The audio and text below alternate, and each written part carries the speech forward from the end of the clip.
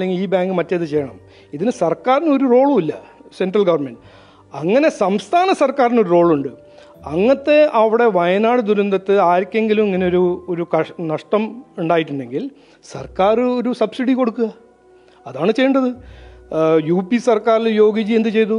ഫാർമേഴ്സിന് loan waiver UP സർക്കാരല്ലേ അത് അതിൻ്റെ പണം കൊടുത്തത്. ഈ സംസ്ഥാനത്തിൽ ഈ ലോൺ വേവർ ചെയ്യുമ്പോൾ അത് സംസ്ഥാന സർക്കാരാണ്. അയ്യേ, ഇതാണോ രാജീവ് ചന്ദ്രശേഖർ അണ്ണ നിങ്ങളുടെയൊക്കെ താളം? വലിയ രാജാവാണല്ലോ നിങ്ങൾ.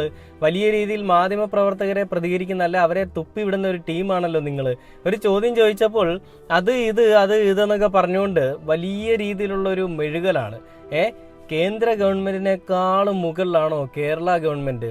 അതുപോലും ചിന്തിക്കാനുള്ള സാമാന്യ ബോധമില്ലാത്തവനാണോ രാജീവ് ചന്ദ്രശേഖരൻ?